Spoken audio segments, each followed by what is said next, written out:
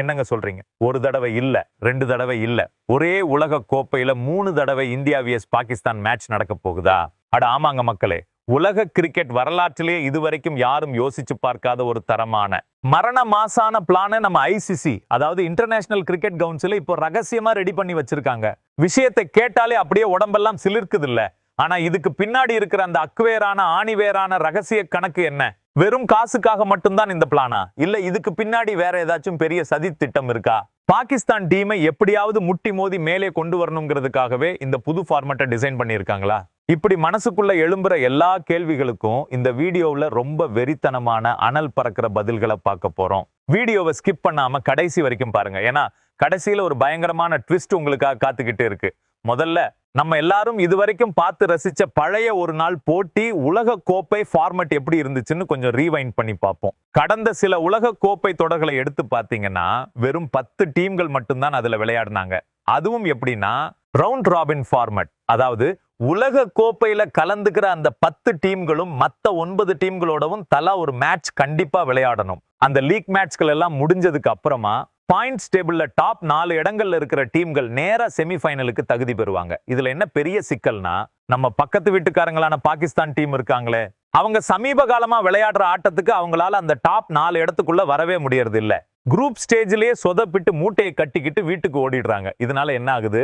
இந்தியாவுக்கும் பாகிஸ்தானுக்கும் இடையில உலக கோப்பையில ஒரே ஒரு மேட்ச் மட்டும்தான் நடக்குது. ரொம்ப ரேரா எப்போவாச்சும் 2 டீமும் செமிஃபைனல்லையோ இல்ல ஃபைனல்லையோ மோதுனா மட்டும்தான் 2வது மேட்ச் நடக்கிறதுக்கு வாய்ப்பு இருக்கு. ஆனா பாகிஸ்தான் ஃபார்ம் இருக்கிற லட்சணத்துக்கு அவங்க செமிஃபைனலுக்கு வராததால ரசிகர்கள் எதிர்பார்த்த அந்த 2வது மேட்ச் கனவாவே போயிடுது. ஐசிசிக்கும் மேட்ச் ஒளிபரப்புற பிராட்காஸ்டர்களுக்கும் நல்லாவே தெரியும், உலகத்திலேயே அதிக வருமானத்தையும் அதிக டிஆர்பி ரேட்டிங்கையும் அள்ளித்தர்ற ஒரே match India vs Pakistan match மட்டும்தான். இந்தியா பாகிஸ்தான் 2 டீமும் களத்துல மோதுனா அங்கே காசு சும்மா மழை மாதிரி கொட்டும். இதனாலதான் இந்த உலக கோப்பையில எப்படியாவது இந்த 2 டீமையும் 3 தடவை மோத விட்டுறணும்னு பிளான் பண்ணி இந்த புது ஃபார்மட்டை அனௌன்ஸ் பண்ணியிருக்காங்க. உங்களுக்கு போன ஆசிய கோப்பை ஞாபகம் இருக்கா மக்களே? அதே ஆசிய கோப்பையில இந்தியா பாகிஸ்தான் மேட்ச் 3 தடவை நடந்துச்சு. என்ன ஒரு வைஃப் அது! அந்த மேட்ச்ல ஹாரிஸ் ரவுஃப் போட்ட ஓவர்ல நம்ம பசங்க சும்மா பிளான் ஓட்டுனாங்க.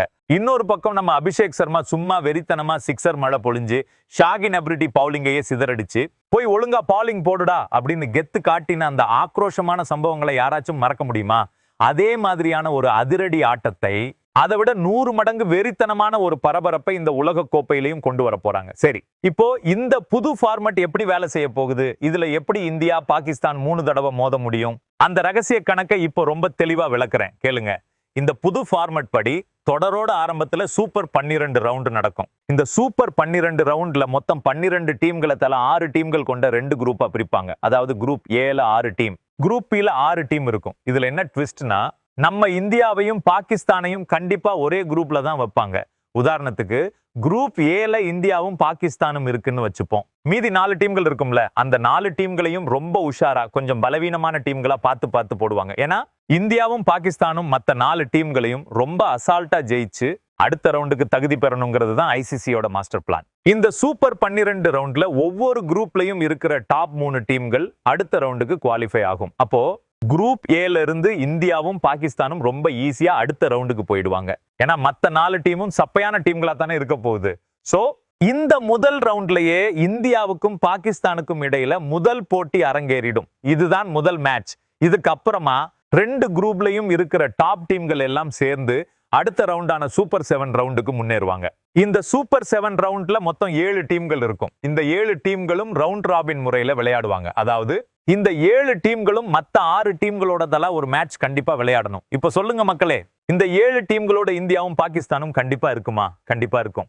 அப்போ இந்த சூப்பர் 7 ரவுண்ட்லயும் இந்தியாவுக்கும் பாகிஸ்தானுக்கும் இடையில ஒரு மரண மாஸ் மேட்ச் நடக்கும். இதுதான் 2வது மேட்ச். சூப்பர் 7 ரவுண்ட் முடிஞ்சதுக்கு அப்புறமா பாயிண்ட்ஸ் டேபிள்ல இருக்கிற டாப் 4 டீம்கள் செமிஃபைனலுக்கு குவாலிஃபை ஆவாங்க. இப்போ யோசிச்சு பாருங்க, மொத்தம் இருக்கிறதே 7 டீம்கள் தான். அதுல டாப் 4 இடத்துக்குள்ள வர்றதுக்கு பாகிஸ்தான் டீமுக்கு வாய்ப்பு இருக்கா? இல்லையா?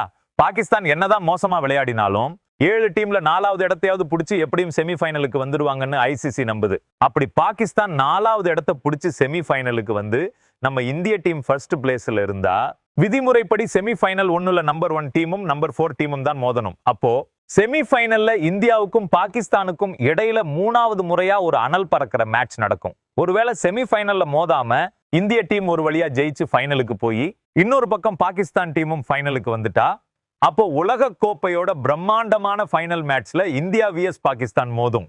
அப்பவும் 3வது மேட்ச் நடக்கிறதுக்கு 100% வாய்ப்பு இருக்கு.